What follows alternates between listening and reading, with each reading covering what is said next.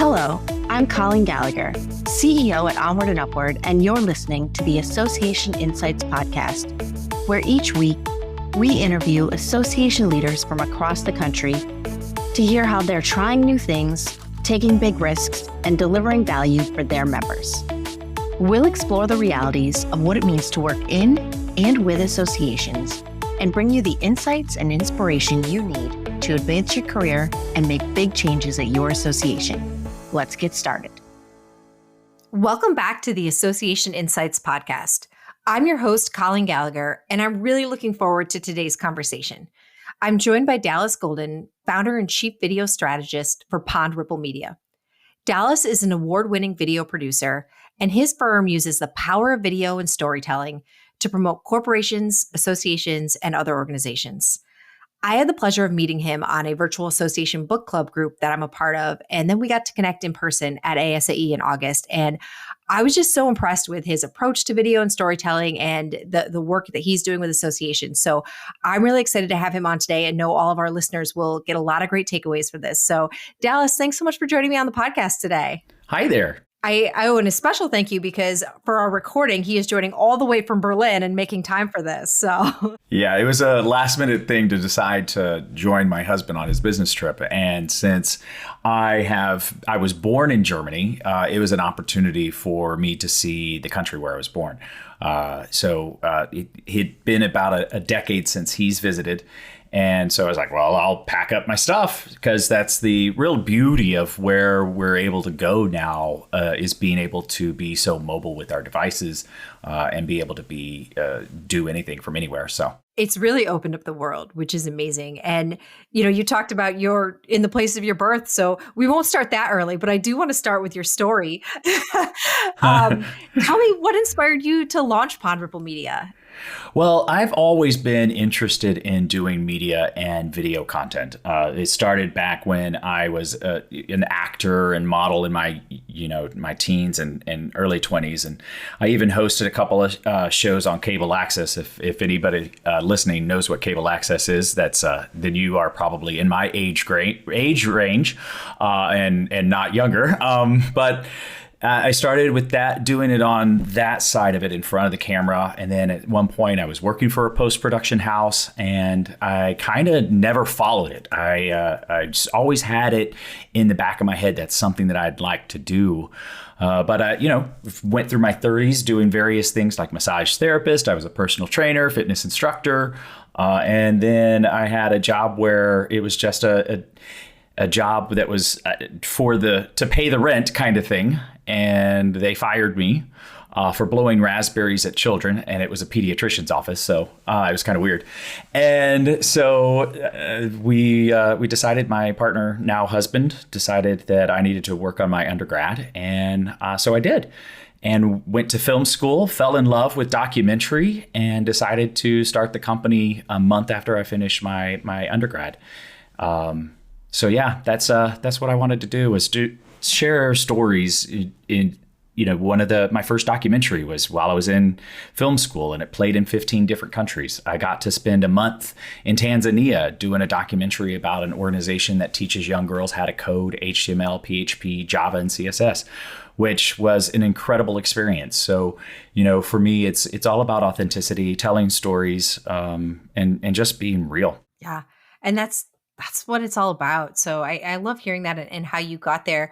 And more so too, I'd like to know, our listeners are mostly association professionals. So what drew you to want to work with these mission-driven groups and with associations and nonprofits? Well, I think that's exactly it, is mission-driven.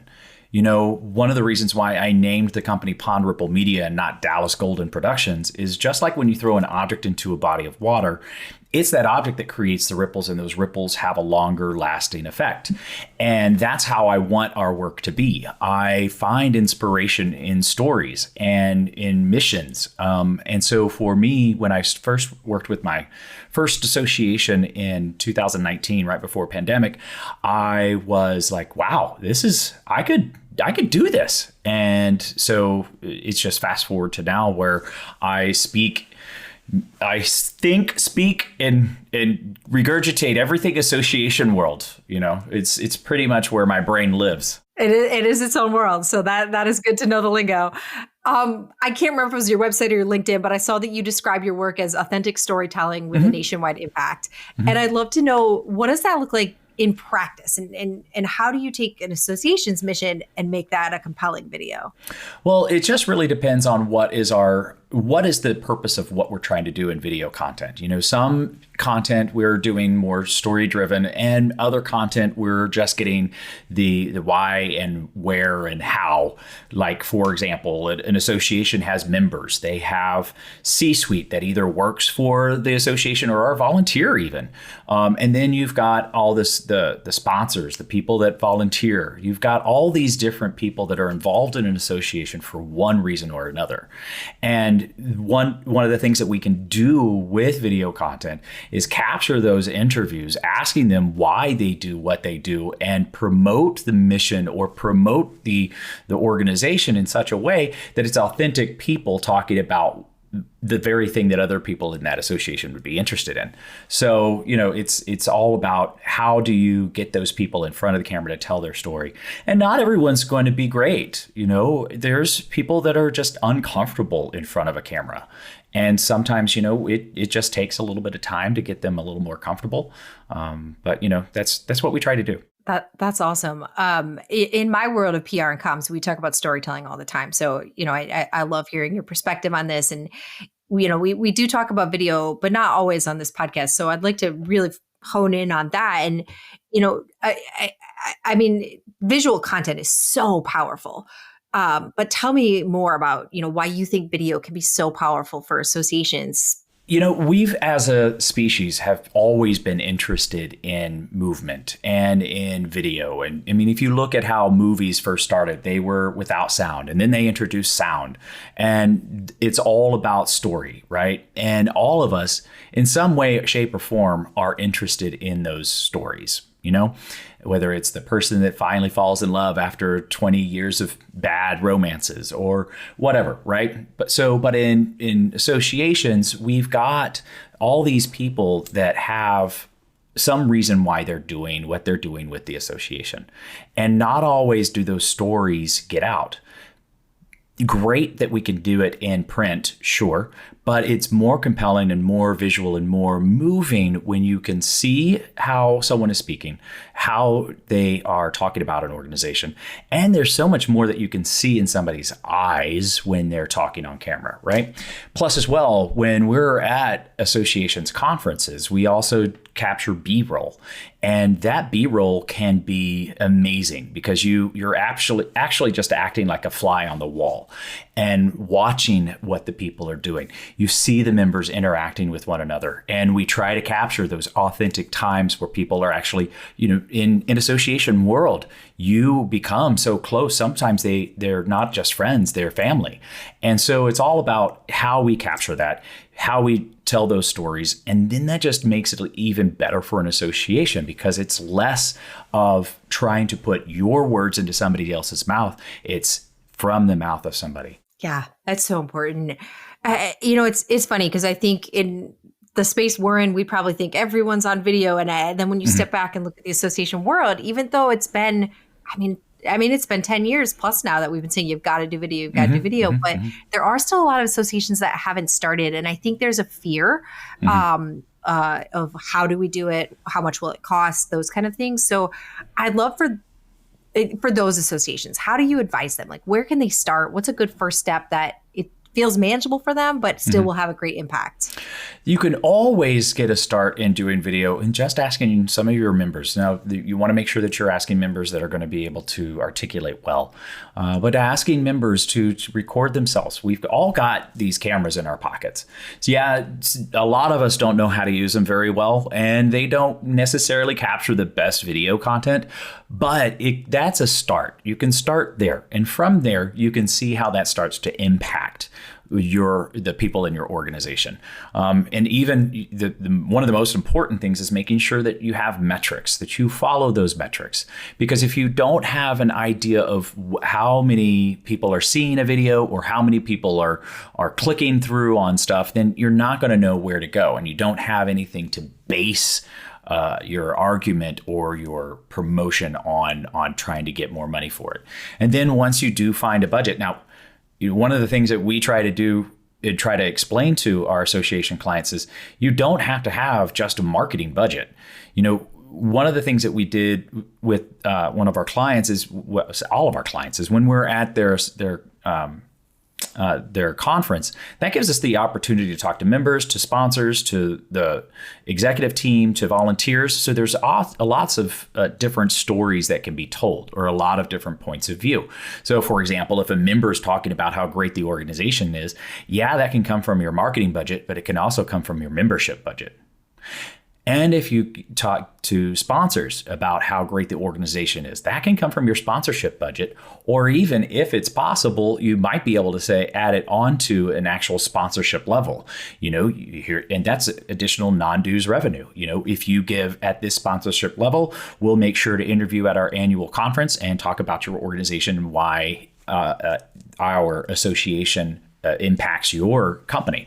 So that's the biggest thing that I think a lot of associations are worried about is that budget. And trust me, we all are worried about budget and money, especially in this day and age. But there are multiple ways for you to be able to pay for it. Plus, as well, there are multiple ways of capturing it. You don't have to have a huge crew on site.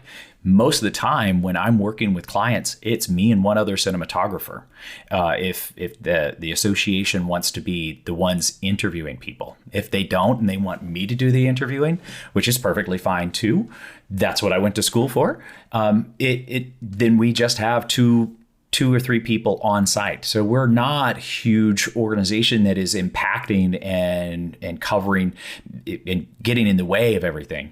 We're just there to observe and try to capture the stories. Yeah, I want to make sure our listeners really heard what you said there about budget, because that was one of the most impactful things when I was talking to you about this a week or two ago, because I do think that is a struggle of, okay, the marketing budget is at its limit. We can't fit anywhere else. But this not only spreads the budget out, it spreads the buy-in out, and it gets everyone ownership. And that is huge. And you can also take it as if you get people to talk about the conference while you're at the conference, that can now come out of that conference budget.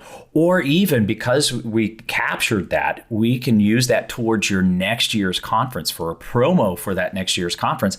And then you just earmark a little bit out of that towards the video content. So you're just spreading what you're trying to pay for in not just one budget, but 5, 6. I mean, it really just depends on how the structure of the organization is. I just love looking at it that way, and think it makes it much more doable for associations when they see it through that picture. I do want to dive into one of your examples. So you talked to me about your work with ACRP, the Association of Clinical Research Professionals, and I was really blown away. You've been supporting their video conference strategy now for really 3 years, I want to say. Talk to me about that collaboration and how you've started, how it's going, and where it's at now. So I first met Lisa at ACRP at AMNP Network, which is a now defunct organization. But I was there, I think, about 2 or 3 years. 1 year, we actually won an award. Woohoo! And we got to just talking. She said that she just started with them. She was looking at revamping some things and specifically about video. And I told her, well, we can help you with that. One of the things that I prefer is I don't like being called a video vendor. I'm more of a video partner. And that's something that's very important to me. When somebody starts looking at me, or if they start looking at me immediately as a vendor, I just look at them and go, hey, this is what I would like for you to understand. I'm not just somebody that you're hiring. I'm actually here to try to strategize with you what could be the best thing for your organization. Now, granted, I can't know everything about every association, because there's an association for every letter under the alphabet and then some. All these acronyms are all over the place, right? Because that's how associations are. It's an alphabet soup. But, in their particular case, we started off with, okay, these are some of the ideas you can do. You can have people talk about the organization. You can have people members talk about the organization, and sponsors talk about the organization. And those can all turn into less than 60-second pieces. So you're talking about if we do 20 to 25 interviews like we did our first year with them, and then we produced nearly 40 or 50 pieces of video content that ranged from people talking about certification. So if an organization has a certification, they need every year more people to take that certification and to see the value and the importance of it. And the perfect person to talk about it that is the person that's been certified for the last 20 or 30 years, right? Or even somebody that's only been there for 5 years, but has found so much value in that certification or so much value in that association.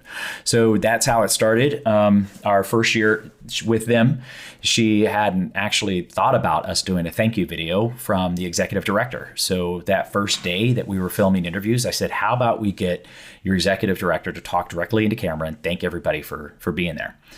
And so that was the first day of filming. By the second day of filming interviews, they already had a rough cut of her thank you with B-roll and a small little animation. I love animating things. And then by day 3 of their conference, I was on a plane to go back home, and they already had the final cut ready to put on social media the next day when their conference was over.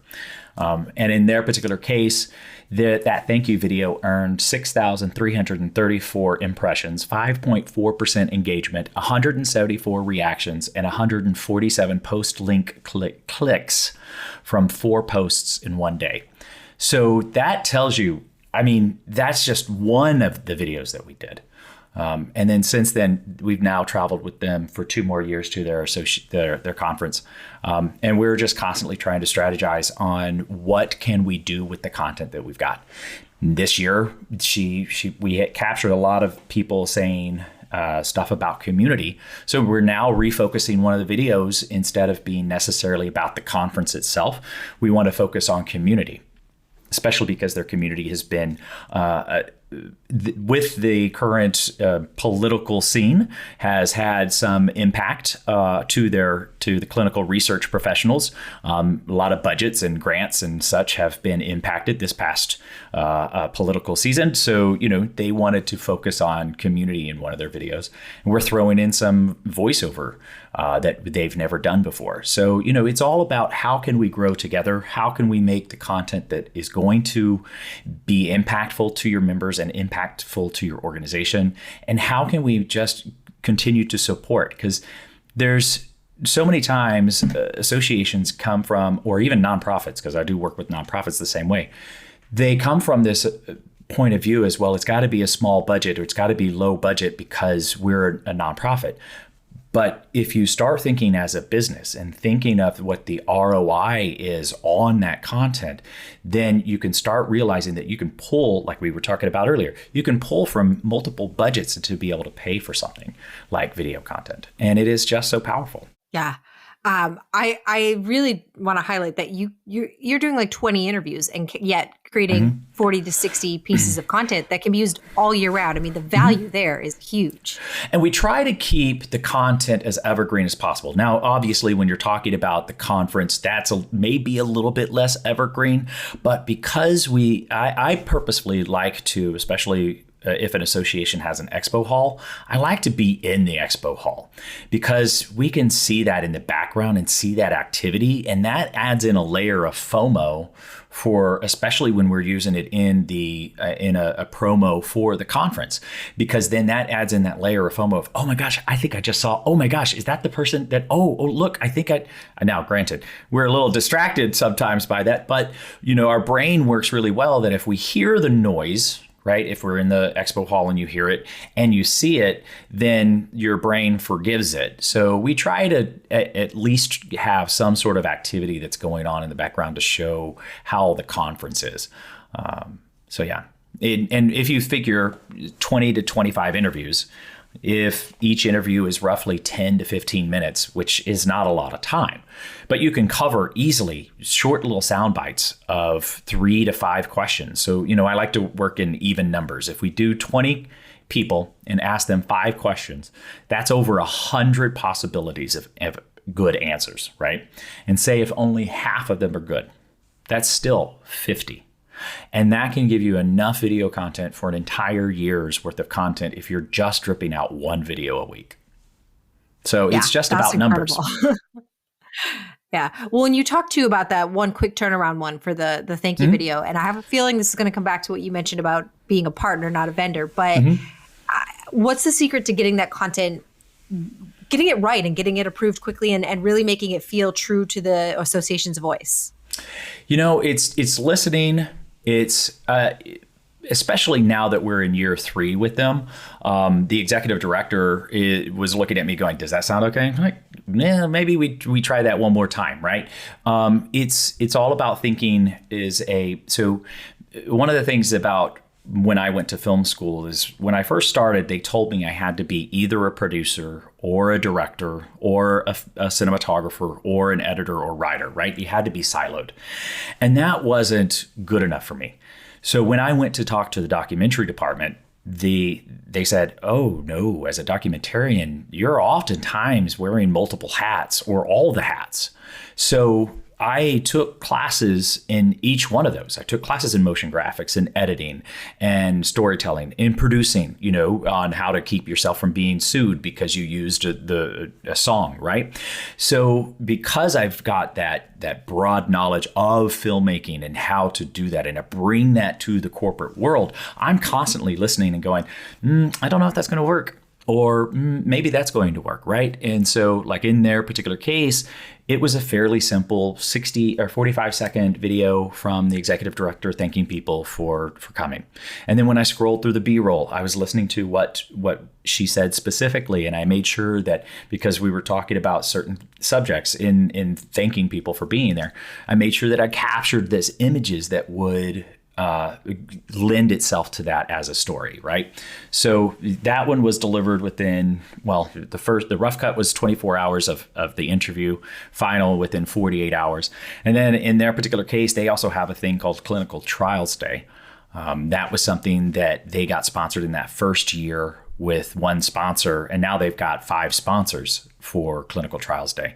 So you can prove. Now, those 5 sponsors aren't just sponsoring video, but that's part of their sponsorship is they get to be in front of the camera and talk about the organization. But those, like in their particular case, this year, we delivered 14 of those in 5 days.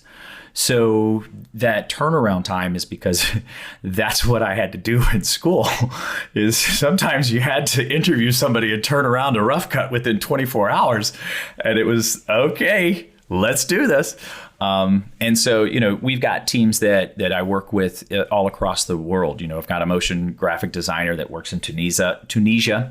I've got one that works in Phoenix. So, because of those relationships that I have, if we don't have the bandwidth to do it on site, then we have the bandwidth to give it out to other people and get that out. And sometimes that's super important. I mean, like a thank you from the executive director before their conference is even over. Immediately as people are leaving or getting on a plane and they're flipping through social media and they go, "Oh my gosh, there's ACRP. There's a thank you video from, oh my gosh, the executive. Oh my gosh, there I am. I'm in that video." So it's that's the power of video. Yeah, absolutely.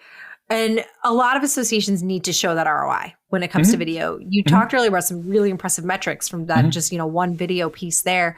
What kind of metrics or engagement data do you think matter most? And how do you help your clients interpret them?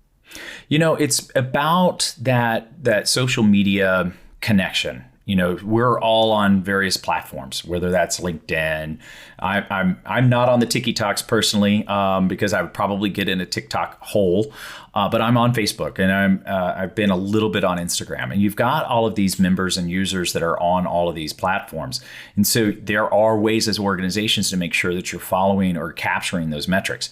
I can't stress enough that if you do not have those metrics, you are not going to be able to prove whether or not something is working, whether it's a newsletter, whether it's email campaigns, all of those things. If you're not actually capturing those metrics, then you have no idea.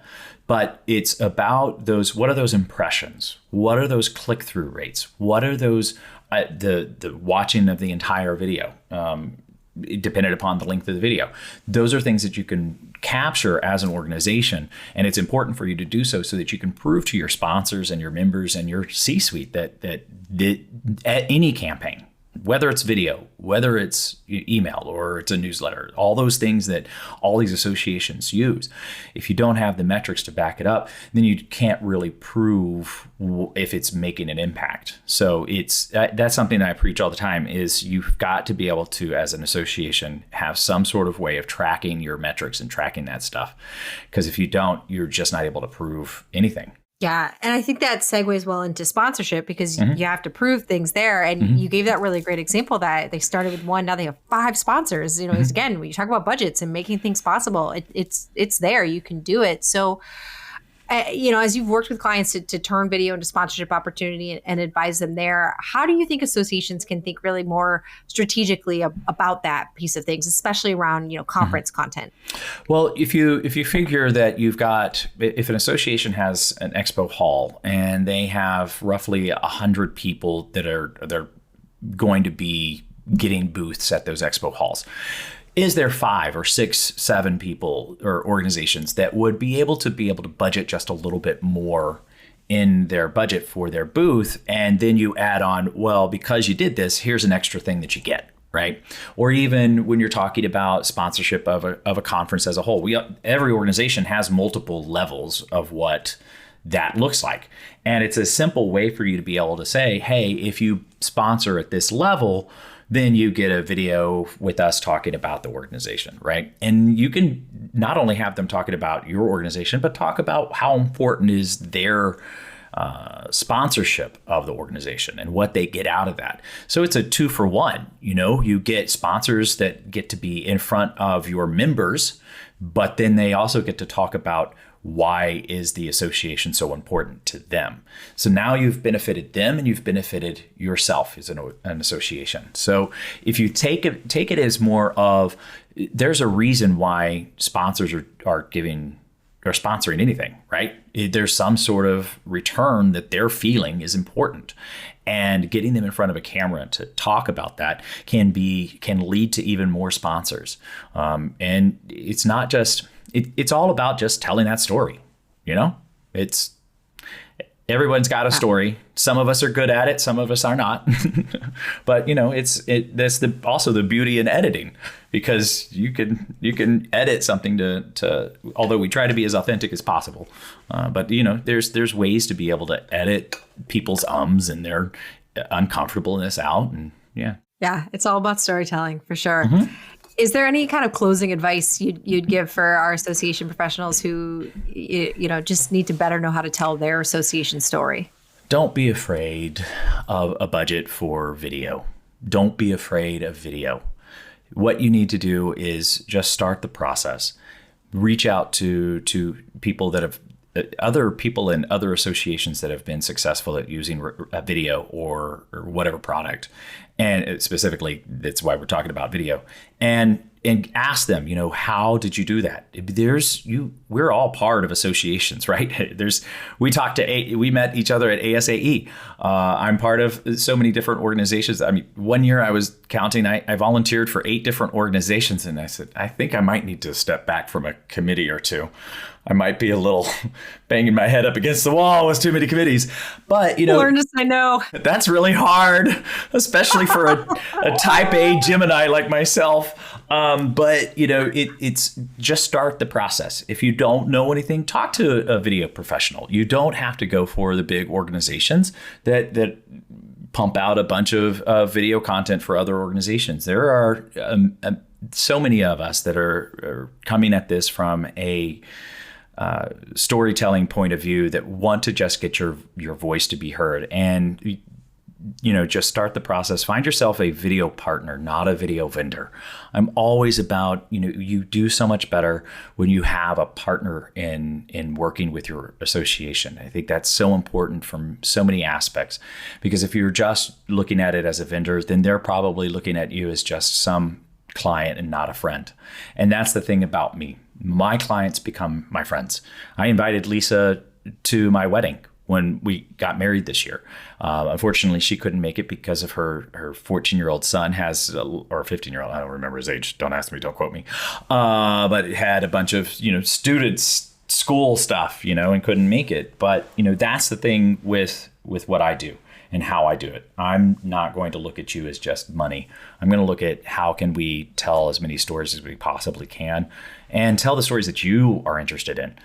You know, even though I do speak association speak, I can't always capture exactly what a marketing plan is for the year. So, you know, that's why I work collaboratively with our clients. It's not about what I think they should be saying or doing in their video content. It's what we decide together. And I think that's what makes me a little bit more unique, is that I'm not interested in just spitting out a bunch of videos. I'm interested in capturing the content that is going to make a difference. Yeah, that matters. Well, Dallas, this has been so helpful, so insightful. But before we let you go, we like to wrap up all of our podcasts with some just for fun questions. Oh dear. Starting off, have you gotten to get away to anywhere fun lately other than Berlin? Well, I'm in Berlin. You know, that's the thing about this is there's so many places that I wind up going for business.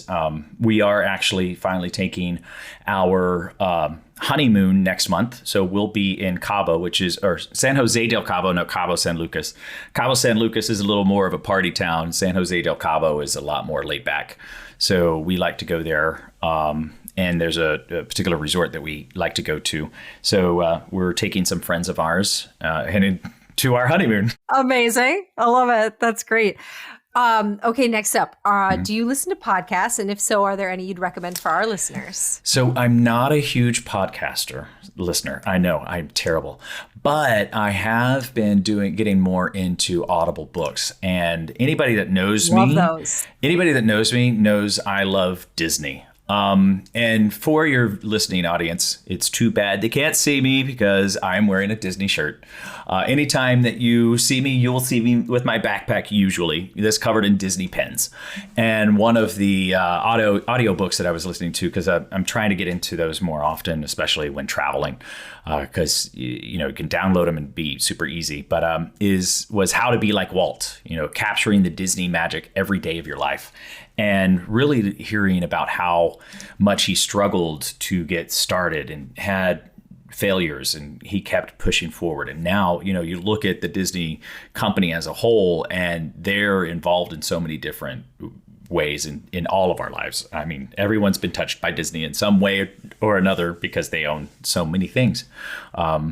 I mean, we're here in Berlin watching Disney Pixar movies at night to go to sleep because we love Disney so much. Sorry, that's a plug for Disney. I get 5 cents every time I say the word. So, but yeah, that's the audiobook that I just finished. So that one was very inspiring for me. Very cool. I have to add that to my list. I love audiobooks. Mm-hmm. All right. What's one place in the U.S. that you've never been but are dying to go? See, now I don't really have a place in the U.S. that I'm dying to go because I've been to a lot of places. Luckily, because of the work that we do, we travel to so many different locations for associations, and sometimes I get the chance to go see things. Didn't get to when we were in L.A. recently, although I heard you got to go up to the Hollywood sign. I did the hike. Yes. Yeah. I'm disappointed I didn't do it. So. But I would say to get my an additional 5 cents in here is visit all the Disney parks. So for us, we've already been to the 2 in the U.S., obviously, because we're annual pass holders at Disney World. But we also want to go to all the other parks. So that's on my bucket list is Paris and Shanghai and Tokyo or Hong Kong. Yeah. So. Yeah, that'd be really cool. That's awesome. So I'm sorry it wasn't in the US. Well, we used to ask bucket list, but we asked so many people that we changed the question up. So it's okay. This is just throwback to our bucket list question. Awesome. Okay, last one. Finish this sentence. When you see me looking at my phone, it probably means that I'm scrolling through LinkedIn or Facebook. Yeah, usually I hear that. Or occasionally I have a solitaire game or something that I'm playing, but that's not very often. It's usually scrolling through LinkedIn or Facebook. Yeah. Sounds about right. Awesome. Well, Dallas, this has been so fun, and I really just appreciate everything you've shared with us. Thanks. So thank you for your time and for joining me. Yeah, thank you for having me. I really do appreciate it. That's a wrap for today's episode. The Association Insights Podcast, previously known as the Association 100 Podcast, is a production of Onward and Upward Marketing and Communications, where our mission is to make associations and nonprofits the go-to source in their industries through earned media and thought leadership. This podcast is an extension of our newsletter, a bi-monthly collection of best practices, top trends, helpful ideas, and smart strategies delivered straight to your inbox.